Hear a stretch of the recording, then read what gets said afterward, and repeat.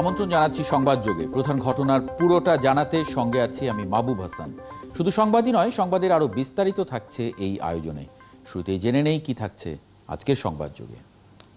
There is an exception. The government may at some point say we need to infringe on your privacy if we believe it's in the public interest to do so, meaning it might be for the purposes of national security. This is what people are really concerned about. So there are governments out there that are spying on ministers, that are spying on journalists, and we've seen what happened in the case of Jamal Khashoggi. এবারে থাকছে পুরো আয়োজন। Pegasus spyware ব্যবহার করে টেলিফোনে আড়িপাতা বন্ধে উদ্যোগ নিতে ব্রিটিশ সরকারকে আহ্বান জানিয়েছেন বাংলাদেশি বংশোদ্ভূত লর্ড সভার সদস্য ব্যারোনেস পলা মঞ্জিলা উদ্দিন। ব্যারোনেস উদ্দিন সহ বিশ্বের 50,000 বিশিষ্ট নাগরিক, সাংবাদিক, রাজনীতিবিদ ও রাষ্ট্রপ্রধানরা রয়েছেন নজরদারির এই তালিকায়। লন্ডন প্রতিনিধি তানভীর আহমেদের প্রতিবেদনে বিস্তারিত জানবেন। With just a single text, it can bypass your phone's security and install spyware that grants complete access to your device. It can turn on your camera, it can record what's on your screen, it can access your GPS, it can monitor your location. ব্রিটেনের শীর্ষ দৈনিক the গার্ডিয়ানের অনুসন্ধানে বেরিয়ে এসেছে Pegasus spyware ব্যবহার করে আড়িপাতা হয়েছে বিশ্বের প্রায় 45টি দেশের 50,000 টেলিফোন নম্বরে। বাংলাদেশি বংশোদ্ভূত ব্রিটিশ লর্ড ব্যারোনেস পলা মঞ্জিলা উদ্দিনের নামও রয়েছে এই তালিকায়। 2017 থেকে 2019 সালের তালিকায় নাম রয়েছে ব্রিটিশ পার্লামেন্টের প্রথম এই মুসলিম লর্ডের। ব্যারোনেস উদ্দিন ছাড়াও ব্রিটেনের প্রায় 4 শতাধিক গুরুত্বপূর্ণ ব্রিটিশ নাগরিকের টেলিফোন নজরদারিতে সংযুক্ত আরব আমিরাতের ভূমিকা রয়েছে বলে প্রমাণ পেয়েছে দ্য গার্ডিয়ান। পেগাসাস স্পাইওয়্যার নিয়ে হাউস অব লর্ডসের বিতর্কে ব্রিটিশ নাগরিকদের উপর এ ধরনের সাইবার হামলা বন্ধে সরকার নিশ্চয়তা দিতে না পারলে রাষ্ট্রের সার্বভৌমত্ব ক্ষুণ্ণ হবে বলে দাবি করেন ব্যারোনেস পলা মঞ্জিলা উদ্দিন। যদিও পেগাসাস স্পাইওয়্যার নির্মাতা ইসরায়েলি প্রতিষ্ঠান NSO গ্রুপ দাবি করেছে তারা শুধুমাত্র সরকারি প্রতিষ্ঠানের কাছে এ ধরনের স্পর্শকাতর সফটওয়্যার বিক্রি করে থাকে। 1948 সালের UN ডিক্লারেশন ও 1953 সালের EU কনভেনশন ব্যক্তির স্বাধীনতা ও গোপনীয়তার নিরাপত্তা দিয়েছে। তাহলে পেগাসাস স্পাইওয়্যার কি এ ধরনের কনভেনশনের বাইরে? জানতে চেয়েছিলাম ব্রিটিশ বাংলাদেশি এই সাইবার নিরাপত্তা বিশেষজ্ঞের কাছে। There is an exception. The government may at some point say we need to infringe on your privacy if we believe it's in the public interest to do so, meaning it might be for the purposes of national security. This is what people are really concerned about. So there are governments out there that are spying on ministers, that are spying on journalists, and we've seen what happened in the case of Jamal Khashoggi. এদিকে Pegasus স্পাইওয়্যারের অপব্যবহার তদন্ত করার ঘোষণা দিয়েছে Israel. Tanvir Ahmed, 71, London. বিশ্বের প্রায় 45টি দেশে 50,000-এরও বেশি মোবাইল ফোনে ইসরায়েলি প্রতিষ্ঠান NSOর তৈরি পেগাসাস নামের সফটওয়্যারটি ঢুকিয়ে নজরদারির নজির অনুসন্ধানে পাওয়া যায়। তবে তাতে বাংলাদেশের কোনো টেলিফোন নম্বর রয়েছে কিনা তা এখন পর্যন্ত অস্পষ্ট। সম্প্রতি ইসরায়েলে তৈরি এই সফটওয়্যারটি বা স্পাইওয়্যার কিনে তা দিয়ে বিভিন্ন দেশে সাংবাদিক, রাজনীতিক, ব্যবসায়ী, অধিকার কর্মী এবং আরও অনেকের উপরে গোপন নজরদারি নিয়ে এই অনুসন্ধানে রিপোর্টটি হয়েছে এবং জানিয়ে এখন সারা বিশ্বেই তোলপাড় চলছে। বাংলাদেশেও আগ্রহ আছে এ নিয়ে আজকে কথা বলবো আমরা। আমাদের সঙ্গে যুক্ত আছেন বাংলাদেশ আওয়ামী লীগের তথ্য গবেষণা বিষয়ক সম্পাদক ডক্টর সেলিম মাহমুদ এবং লন্ডন থেকে সহকর্মী তানভীর আহমেদ। আপনাদের দুজনকে স্বাগত জানাচ্ছি সংবাদযোগে। তানভীর, ব্রিটিশ পার্লামেন্টের উচ্চকক্ষে এই যে আলোচনাটা হলো, মানে এটা আপনি কি মনে করেন? পেগাসাস সফটওয়্যার নিয়ে রাষ্ট্রগুলো কি ধরনের ঝুঁকিতে আছে বলে সেখানে আলোচনাগুলোতে উঠে এসেছে? ধন্যবাদ। আমি একটু পেছনে ফিরে যেতে চাই। আপনাদের নিশ্চয়ই মনে আছে 2013 সালে US ইন্টেলিজেন্সের কন্ট্রাক্টর যিনি আমরা এডওয়ার্ড স্নোডেন কিন্তু পরিষ্কারভাবে বলেছিল যে USA এবং UKের ইন্টেলিজেন্স এজেন্সিগুলো এ ধরনের নজরদারি করে এবং 2013 সালের পর আমরা দেখলাম যে এই পেগাসাস সফটওয়্যারটি অর্থাৎ স্পাইওয়্যারটি বিশ্বের 45টি কোনো কোনো গণমাধ্যমে এটি 50টি দেশও বলা হচ্ছে। এই 50টি দেশের 50,000 টেলিফোন নাম্বারে নজরদারি করছে। যদিও যে নির্মাতা প্রতিষ্ঠান NSO গ্রুপ, যেটি ইসরায়েলি নির্মাতা প্রতিষ্ঠান, এটি সরকারি নির্মাতা প্রতিষ্ঠান নয়, এটি বেসরকারি নির্মাতা প্রতিষ্ঠান, এটি আমাদের একটু খেয়াল রাখতে হবে। এই নির্মাতা প্রতিষ্ঠানটির পেছনে আসলে কারা? নিরাপত্তা বাহিনীর সদস্য এবং ইন্টেলিজেন্স গ্রুপের যারা অবসরপ্রাপ্ত কর্মচারী, তারা মিলে একটি বেসরকারিভাবে একটি স্পাইওয়্যার তারা তৈরি করেছেন। এই প্রযুক্তিটি বিভিন্ন দেশে তারা বিক্রি করে থাকেন। এখন আসছি ব্রিটিশ পার্লামেন্টারিয়ান ব্যারনেস পলা মঞ্জিলা উদ্দিনের নামও রয়েছে, অর্থাৎ তার নাম্বার একটু থামাই, মানে তারা যে বিক্রি করেন এটা ক্রেতা কারা, মানে কাদের, রাষ্ট্রগুলো কেনে নাকি মানে কোনো প্রতিষ্ঠান চাইলেও কিনতে পারে? হ্যাঁ, সবসময়ই NSO গ্রুপ দাবি করে আসছে এটি তারা বিক্রি করছে সরকারি সংস্থার কাছে, অর্থাৎ সরকারি গোয়েন্দা সংস্থা, মিলিটারি ইন্টেলিজেন্স, এবং এটি স্পর্শকাতর, এটি বেসরকারি পর্যায়ে তারা বিক্রি করে না, এটি বলে আসছে। কিন্তু আপনি দেখুন তালিকায় কারা কারা রয়েছে। ব্যারনেস উদ্দিন, তিনি কি রাষ্ট্রের জন্য ঝুঁকিপূর্ণ? তিনি একটি ব্রিটেনের মতো একটি দেশের আইনসভার অর্থাৎ পার্লামেন্টের উচ্চ কক্ষের একজন সদস্য। তিনি কি নিরাপত্তার ঝুঁকি তৈরি করছেন ব্রিটেনের জন্য?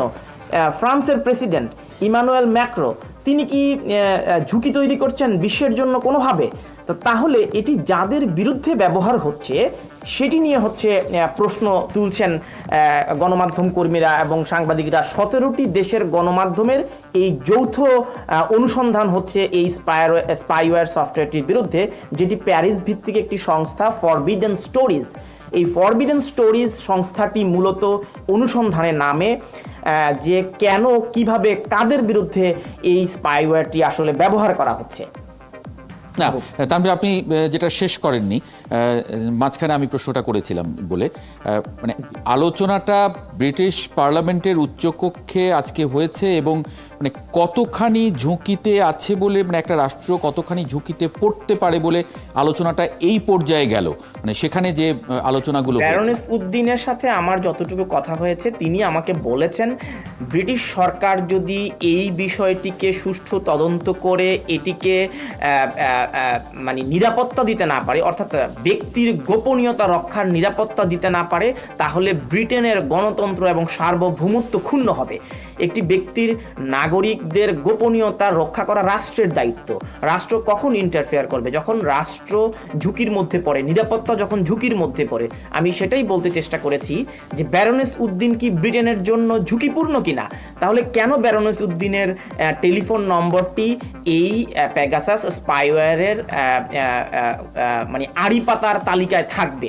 তো তিনি এই বিষয়টি উত্থাপন করেছেন এবং লর্ড তারিক আহমেদ নিশ্চিত করেছেন যে ব্রিটেনের নাগরিকদের নিরাপত্তা এবং ব্যক্তিগত গোপনীয়তা যাতে ক্ষুণ্ণ না হয়, এই বিষয়টি ব্রিটিশ সরকার খতিয়ে দেখবে।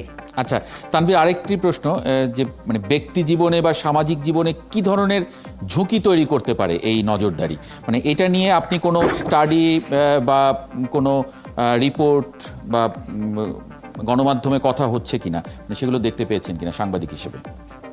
যেটি আসলে ফরবিডেন স্টোরিজ অনুসন্ধান করবার চেষ্টা করেছে। ফরবিডেন স্টোরিজ আসলে কানাডা ভিত্তিক কানাডার টরন্টো বিশ্ববিদ্যালয়ের একটি প্রতিষ্ঠান যারা এই গবেষণাটি করছে। যেমন সিটিজেন ল্যাব কানাডার টরন্টো বিশ্ববিদ্যালয়ের অধীনে প্রথমে এই তদন্তটি শুরু করে 2019 সালে।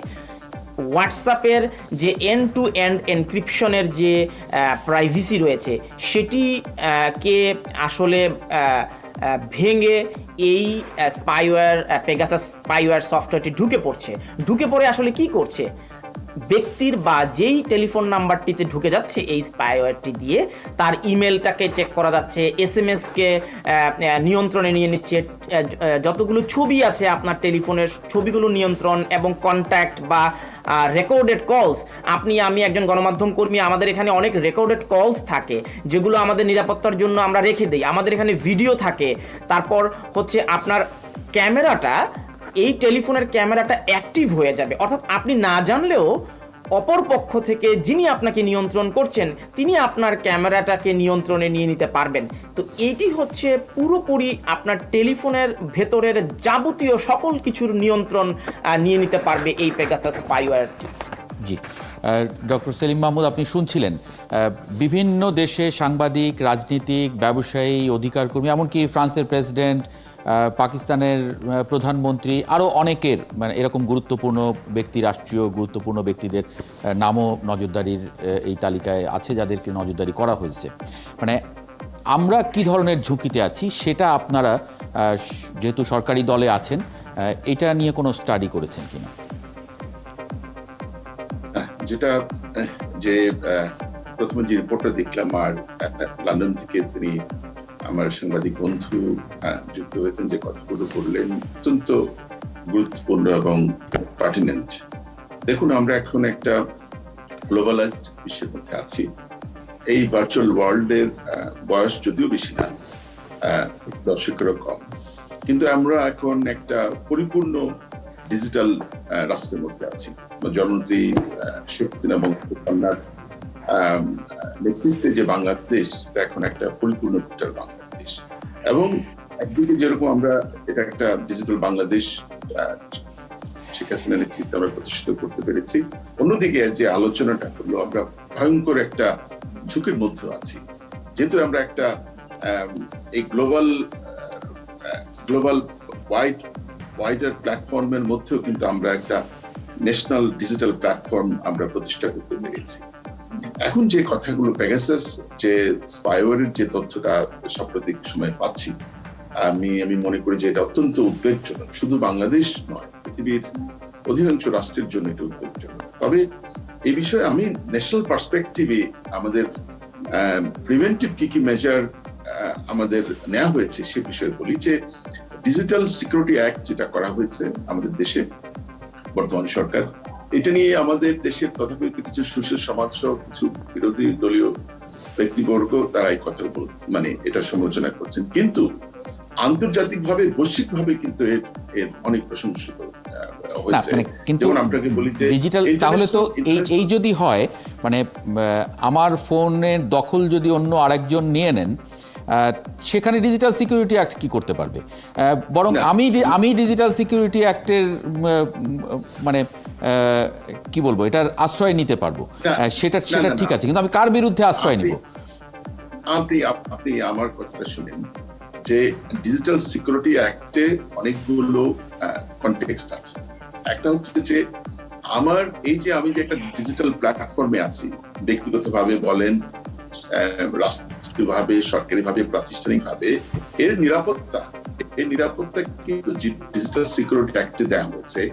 অর্থাৎ আমার যে ডিজিটাল ডিভাইস আছে, আমার কম্পিউটার থেকে শুরু করে আমার টেলিফোন, অন্যান্য ডিজিটাল ডিভাইসে, সেখানে যদি কোনো ধরনের ট্রেসপাস হয়, কোনো ধরনের এনক্রোচমেন্ট হয়, ইললিগাল অ্যাক্সেস হয়, তার প্রতিরোধ এবং প্রতিকারের ব্যবস্থা আছে। যেমন এখানে কিন্তু একটা জিনিস আপনাকে বলে রাখি, আমাদের এই আইনের অন্যতম বৈশিষ্ট্য হচ্ছে it has got extra territorial jurisdiction. অর্থাৎ পৃথিবীর যে কোনো প্রান্তে অপরাধী, যে ইসরায়েলে হোক, যে কোনো রাষ্ট্রে হোক, মার্কিন যুক্তরাষ্ট্রে হোক, সে যখন ডিজিটাল মাধ্যমে, যে পেগাসাসটা এটা একটা ডিজিটাল মাধ্যমে, টেকনোলজির মাধ্যমে, সে স্পাইওয়্যারের মাধ্যমে ঢুকছে, আপনার ডিজিটাল ডিভাইসের মাধ্যমে ঢুকছে, তার ফলে আমার টোটাল টেলিফোন নেটওয়ার্ক যেটা ডিজিটাল প্ল্যাটফর্মের মধ্যে এক্সিস্ট করছে, সেখানে ঢুকে আমার যত প্রাইভেসি আছে, প্লাস রাষ্ট্র হিসেবে যে আমার যে নিরাপত্তার যে বিষয়গুলো, সেগুলো কিন্তু সে ইনফ্রিঞ্জ করতে পারে। এবং সেক্ষেত্রে আইনে আপনি যে কথাটা, সেই কথাটা আমি বলছি। অর্থাৎ আমার ডিজিটাল সিকিউরিটির জন্য আমার রাষ্ট্রের ভিতরে সরকার, প্রশ্নটা এই জন্য আসছে, যে ধরনের প্রশ্নটা এই জন্য আসছে ডক্টর সেলিম মাহমুদ, যে বাংলাদেশে আমরা আমি যদি আপনাকে বলি, আমি জাস্ট আমাকে করতেন যে ডিজিটাল নিরাপত্তা অ্যাক্টের ধারা 17, 18, 19 এবং 34, এই ধারাগুলোতে কিন্তু এই বিষয়গুলো, পেগাসাসের যে ঝুঁকি, অর্থাৎ বাংলাদেশে যদি পেগাসাস আক্রমণ করে এবং সেখানে ব্যক্তি পর্যায় থেকে শুরু করে রাষ্ট্রীয় পর্যায়ে, অফিসিয়ালি বিভিন্ন ভাবে আমাদের টেলিফোনের যে সবচেয়ে ভালনারেবল বিষয়টা কি, টেলিফোন, আমি হোয়াটসঅ্যাপ বলি বা যে কোনো মাধ্যমে বলি, at the end of the day এটা কিন্তু একটা কমিউনিকেশন হচ্ছে। সেই কমিউনিকেশন গুলো যখন এক্সপোজড হচ্ছে আমার শত্রুপক্ষ বা যে কোনো এক্সটার্নাল একটা, হ্যাঁ, সেখানে অনেক entity, রাষ্ট্রীয় নিরাপত্তাও তো জড়িত, যেহেতু অনেক গুরুত্বপূর্ণ ব্যক্তির সেটাই যে অন্যান্য বলছি। দেশও। জি, যে রাষ্ট্র সেটা- ডক্টর সেলিম মাহমুদ, মানে প্রশ্নটা এই জন্যে আসছে যে আপনারা বিষয়গুলো খতিয়ে দেখেছেন কিনা বা দেখার চেষ্টা করেছেন কিনা। এটা- মানে বাংলাদেশে আমরা আড়িপাতার অনেক খবর কিন্তু শুনেছি এবং প্রচুর ফোন কনভারসেশন আমরা ইউটিউব ফেসবুকে চলে আসতে দেখেছি। মানে এটা রিভিউ করবেন কিনা আপনারা? না, এটা সরকারের যে সংশ্লিষ্ট বেশ কয়েকটি দপ্তর আছে যারা এইগুলো নিয়ে কাজ করছে। আমাদের গোয়েন্দা সংস্থাগুলো আছে, আমাদের এসবি আছে, আমাদের এনটিএমসি আছে, আরো অনেকগুলো প্রতিষ্ঠান আছে, এবং আমাদের সরকারের যে সংশ্লিষ্ট মন্ত্রণালয়গুলো আছে। এর বাইরে থিঙ্ক ট্যাঙ্ক হিসাবে পার্টির ভিতর থেকে কিন্তু আমরা, যেহেতু we are in a parliamentary democracy, আমরা যেহেতু আওয়ামী লীগ সরকার, আমাদের জননেত্রী শেখ হাসিনা তিনি আমাদের পার্টির প্রধান, তিনি আবার সরকার প্রধান, সুতরাং পার্টির জায়গা থেকেও কিন্তু আমরা, আমাদের অনেকগুলো উপকমিটি আছে, আমাদের বিশেষায়িত অনেকগুলো কমিটি আছে, আমরা কিন্তু এই প্রত্যেকটা সেক্টরে কাজ করছি। এই বিষয়গুলো নিয়ে কিন্তু আমাদের দলীয় পর্যায়ে আমাদের যে সাব কমিটি গুলো আছে সেখানেও কিন্তু কাজ হচ্ছে, এবং আমাদের যারা বিশেষজ্ঞ আছে তারা এই নিয়ে কাজ করছেন। এবং আমরা মনে করি যে এই যে একটা আশঙ্কা আছে একটা আক্রমণের একটা এরকম, সেই জন্য আমাদের প্রিভেন্টিভ কি প্রতিরোধমূলক কি ব্যবস্থা নেওয়া যায় এবং পরবর্তীকালে পিউনিটিভ কি ব্যবস্থা নেওয়া যায় সেগুলো। তবে আমাদের এই মুহূর্তে বটম লাইনটা হচ্ছে আমাদের ডিজিটাল সিকিউরিটি অ্যাক্ট, সেখানে কিন্তু এই বিষয়গুলোর মানে একই সঙ্গে এটাও তো জানা জরুরি যে আমরা নজরদারিতে আদৌ আছি কিনা, থাকলে কাদের কাদের নজরদারি করা হয়েছে। যেহেতু একটা মানে 17টা প্রতিষ্ঠানের একটা যুক্ত একটা তদন্ত রিপোর্ট বা যেটা অনুসন্ধানী রিপোর্ট, সেটাও তো আমরা খতিয়ে দেখার চেষ্টা করছি কিনা, তাদের সঙ্গে যোগাযোগ করার চেষ্টা করছি কিনা। তানভীর, আপনি মাথা নাড়ছিলেন, কিছু যোগ করতে চান কি? আমি একটু যোগ করতে চাই যে ডক্টর সেলিম মাহমুদ বলছিলেন যে ডিজিটাল সিকিউরিটি অ্যাক্টের কথা, কিন্তু রাষ্ট্রের গোপনীয়তা এবং নিরাপত্তার স্বার্থে রাষ্ট্র ব্যক্তির প্রাইভেসিকে লঙ্ঘন করেও সেটি রেকর্ড করতে পারে, কিন্তু প্রকাশ করে দেওয়া, আমরা সামাজিক যোগাযোগ মাধ্যমে নানা ধরনের অডিও বার্তা দেখি, প্রকাশ কারা করছে, এই ব্যাপারে এটা প্রকাশ করার কতটুকু যৌক্তিকতা রয়েছে। যদি ব্যক্তি অপরাধী হয় বা কোনো অপরাধীর ক্ষেত্রে এটিকে রেকর্ড রাষ্ট্রের গোয়েন্দা সংস্থারা করে, তাহলে এটি প্রকাশ পাচ্ছে কিভাবে? এই দায়টি কার? জনাব ডক্টর সেলিম মাহমুদ। জি, শুনেন, প্রথমত আমরা আজকে আলোচনায় সেই প্রসঙ্গটা আমাদের ছিল না, তারপরে যেহেতু আপনি তুলেছেন, আমি আপনাকে দায়িত্ব নিয়ে বলছি, আমাদের কোন সরকারি প্রতিষ্ঠান, রাষ্ট্রীয় প্রতিষ্ঠান এই ধরনের যে অডিও রেকর্ড প্রকাশ করছে না, প্রকাশ করার কথাও না, এবং তাদের আইনে সে ধরনের একটিও নেই। তো এখন না, যারা করেছেন, কে করেছেন, এটাও তো খতিয়ে দেখা হচ্ছে না, তাহলে প্রাইভেসিটা কিভাবে নিশ্চিত হচ্ছে? হ্যাঁ, নিশ্চয়ই। এই মানে ব্যক্তির গোপনীয়তা রক্ষা রাষ্ট্র সংবিধান যে অধিকার আমাকে দিয়েছে, এমনকি ইউএন কনভেনশন অনুযায়ী তো সেটা, জি, এবং অবশ্যই হ্যাঁ, ব্যক্তির যে গোপনীয়তার বিষয় আছে সেটা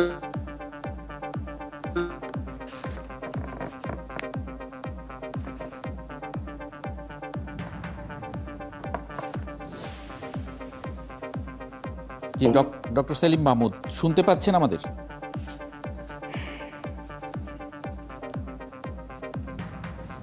আচ্ছা তানভীর, আমরা বরং এই ফাঁকে একটু আরেকটা পয়েন্ট যোগ করতে চাই যদি আপনার সময় থাকে। জি প্লিজ। সেটা হচ্ছে যে ব্যক্তির গোপনীয়তা তো লঙ্ঘন হচ্ছেই, কিন্তু আপনি যে ডিজিটাল সিকিউরিটির অ্যাক্টের কথা ডক্টর সেলিম মাহমুদ বলেছেন যে প্রয়োগ করা হবে, আমরা একটা সোশ্যাল। আচ্ছা ডক্টর সেলিম মাহমুদ, আপনার কানেকশনটা ঠিক হতে হতে আমরা একটু তানভীরের কথাটা শুনে নেই। আচ্ছা, তো এখানে পেগাসাস স্পাইওয়্যারের সবচেয়ে বড় ধরনের মানে দুর্বলতা বা বড় ধরনের সংকট, প্রযুক্তিগত যে সীমাবদ্ধতা এই পেগাসাস স্পাইওয়্যারের ক্ষেত্রে, আপনি কোনোভাবেই ধরুন আমার টেলিফোনটিতে পেগাসাস স্পাইওয়্যার দিয়ে কোনো ব্যক্তি বা প্রতিষ্ঠান বা সরকার নজরদারি করছে, এখন আমার পক্ষে এটি জানা কোনোভাবেই সম্ভব না। এবং আমি যদি টেলিফোন রিসিভ নাও করি, আমি যদি আমার অজান্তেই সেটি ব্যবহার হচ্ছে, তাহলে আপনি এই ডিজিটাল সিকিউরিটি অ্যাক্ট কিভাবে প্রয়োগ করবেন? আমার বিরুদ্ধে কোনো ব্যক্তি, প্রতিষ্ঠান বা বেসরকারি সংস্থা যদি আমার টেলিফোনটি নজরদারি করে, তো এটি শুধুমাত্র ফরেনসিক টেস্ট ছাড়া কোনোভাবেই এটিকে বের করা সম্ভব নয়। যেমন যে 17টি প্রতিষ্ঠান এই গবেষণাটি করেছে, তারা প্রায় 67টি টেলিফোনকে র্যান্ডমলি তারা ফরেনসিক টেস্ট করেছে। সাধারণ মানুষের পক্ষে কোনোভাবেই এটি বের করা সম্ভব নয়। অর্থাৎ গবেষণা ল্যাবে নিয়ে তারা আসলে সিটিজেন ল্যাব যেটির কথা বলা হচ্ছে, সেই সিটিজেন ল্যাবে নিয়ে টেলিফোনটিকে পরীক্ষা করে জানা গেছে যে তার ফোনটিতে আসলে এ ধরনের স্পাইং হচ্ছে। যেমন বেরোনেস উদ্দিন, তার বিরুদ্ধে স্পাইং হচ্ছে এটি জানতে পেরেছেন গার্ডিয়ানের প্রতিবেদনের মাধ্যমে। তো এখন 1948 সালে ইউএন যে ডিক্লারেশনে আমাকে ব্যক্তির যে গোপনীয়তার যে আমাকে অধিকার দিয়েছে, বা 1953-তে যে ইউএন কনভেনশন আমাকে ব্যক্তির গোপনীয়তা রক্ষা করার জন্য যে অধিকার দিয়েছে, এই পেগাসাস স্পাইওয়্যার তো আমার সেই গোপনীয়তাকে খর্ব করছে, সেটা লঙ্ঘন করছে এবং এটা নিয়ে বিশ্বব্যাপী কথা হচ্ছে। ডক্টর সেলিম মাহমুদ, আপনি শেষ করতে পারেননি, একটু বলবেন। রাষ্ট্র আমাকে যে অধিকার দিল সেই আমি মাঝখানে একটু যোগাযোগ বিচ্ছিন্ন হয়ে গেছিলাম, ডিসকানেক্টেড ছিল। আমি পরের যে কথাগুলো শুনলাম সেটা আমি অ্যাড্রেস করার চেষ্টা করছি। দেখুন, আমাদের ডিজিটাল সিকিউরিটি অ্যাক্টেও কিন্তু এই ডিজিটাল ফরেনসিক ব্যবস্থা আছে এবং ল্যাব থাকবে, তারা ফরেনসিক রিপোর্ট দেবে, তার ভিত্তিতে কিন্তু রাষ্ট্রীয় প্রতিষ্ঠানগুলো কাজ করবে। এখন বিষয়টা হচ্ছে যে ইয়েস, আপনার এই পেগাসাস যেটা অত্যন্ত স্মার্ট একটা স্পাইওয়্যার, তার এক্সিস্টেন্স বোঝা যাচ্ছে না। যে অন্যান্য ট্রেডিশনাল যে স্পাইওয়্যার গুলো ছিল, সেটা যখন আপনার ডিভাইসে ঢুকলে আপনি কিন্তু টের পেতেন। কোনো দেখা গেল যে আপনার রিস্ট্রাকচারিং হয়ে যাচ্ছে, কোনো সফটওয়্যার গুলো চেঞ্জ হয়ে যাচ্ছে বা আনইউজুয়াল আচরণ, কিন্তু এটাতে কিন্তু দিস ইজ সো স্মার্ট, এখানে কোনোভাবে তার অস্তিত্ব বোঝা যায় না। মানে এখন যেটা হচ্ছে সেটাই তো তানভীর যেটা বলছিলেন যে মানে বেরোনেস উদ্দিন জানতেন না যে তার ফোন ট্যাপ হচ্ছে, এবং এটা তিনি ওই রিপোর্টের মাধ্যমে জানলেন। এখন আমার প্রশ্নটা হচ্ছে যে আমার রাষ্ট্রের গুরুত্বপূর্ণ ব্যক্তিদের ফোন নজরদারিতে আছে কিনা, সেটা নিশ্চয়ই জানাটা খুব জরুরি, মানে সাধারণ মানুষের বাইরে। যদি ছোট্ট করে একটু বলেন। এখন সেটা হচ্ছে, আমি আমার ন্যাশনাল পার্সপেক্টিভের কথাটা বলছি।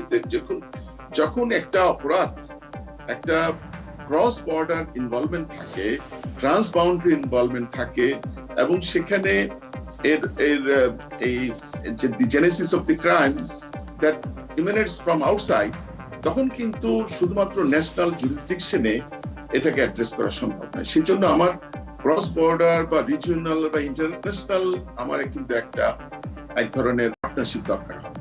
এবং সেখানে যে কোনো ধরনের এই ধরনের নতুন নতুন অপরাধ যখন আসে থ্রু টেকনোলজি, সেখানে তখন ন্যাশনাল লেভেলে সেটার পরিত্রাণের সুযোগ কম, কারণ এটা অরিজিনেট করেছে ধরেন ইসরায়েল থেকে বা অন্য দেশ থেকে। সেজন্য টোটাল ইন্টারন্যাশনাল কমিউনিটিকে নিয়ে আমাদের কিন্তু মুভ করতে হবে, যে আমাদের যে ইন্টারন্যাশনাল প্রটোকলগুলো আছে, ইন্টারন্যাশনাল ল গুলো আছে। জি ডক্টর সেলিম মাহমুদ, অনেক ধন্যবাদ আমাদের সঙ্গে আজকে যুক্ত হওয়ার জন্য। জি তানভীর আহমেদ, আপনাকেও ধন্যবাদ সংবাদ যোগে যুক্ত হবে সময় দেওয়ার জন্য।